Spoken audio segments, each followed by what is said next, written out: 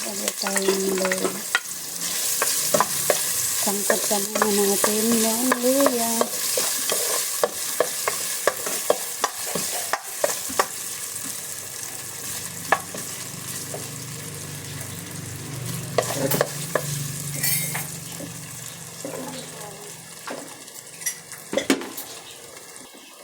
Tapos ng luya, bawang.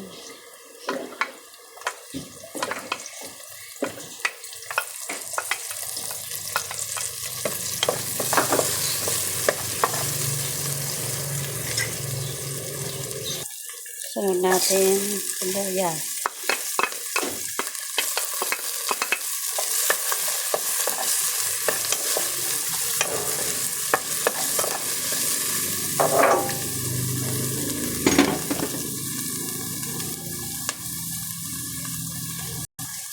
Tapos yung sibuyas, ilagay na natin yung ginayat natin lamang loob ng baboy.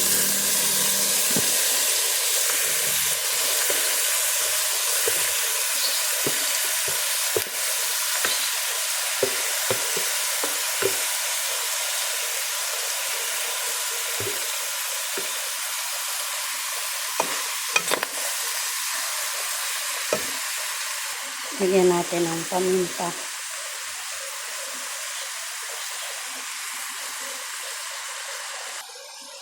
Kasi halo-halo natin. Ito guys, pinakuluan ko na itong lamang loob. Niluto ko muna bago ginisa. Ayan, para hindi matagal magpalambot. Pagkatapos niyan, lalagyan natin ng kamyas. Maraming kamyas.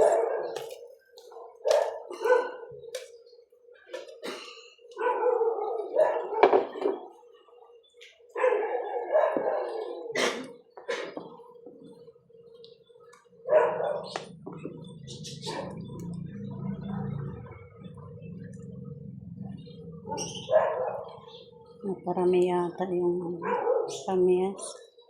Umapaw siya. Tapos, lagyan natin ng sili.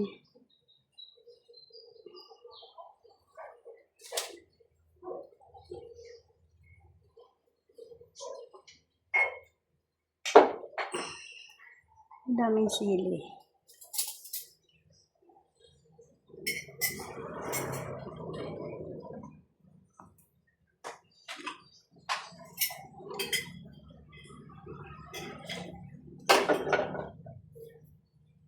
Yan natin ang cubes. Medyo sarap. Mix na yan.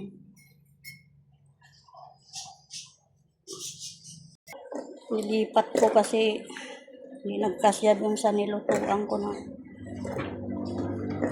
lalagyan.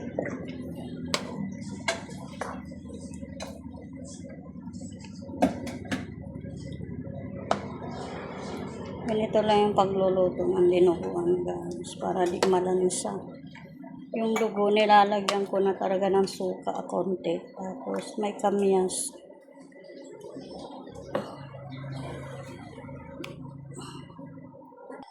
Lagyan natin ng laurel.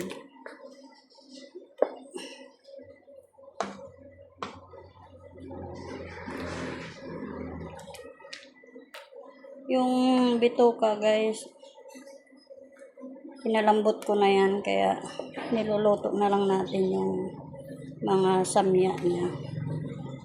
Palaputin na lang natin. Timpla natin ang patis para malasa.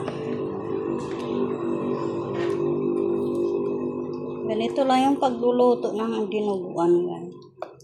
Ilalagyan ng Nandyan naman sa inyo kung gusto nyong lagyan ng kamyas. Pero dito sa Pangasinan, kamyas talaga yung nilalagay nila. Sa atin, di ba, suka lang.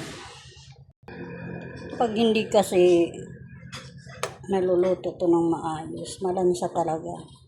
Kaya hintayin natin lumapot siya. Marami kasing dugo na ilagay, kaya maraming sabaw.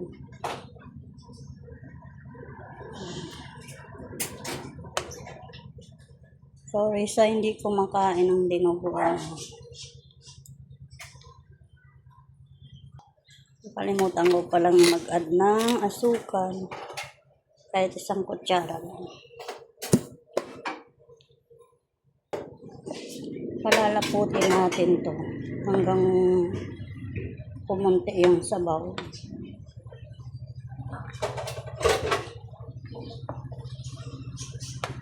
Kasi ganun. Kasi nilipat ko.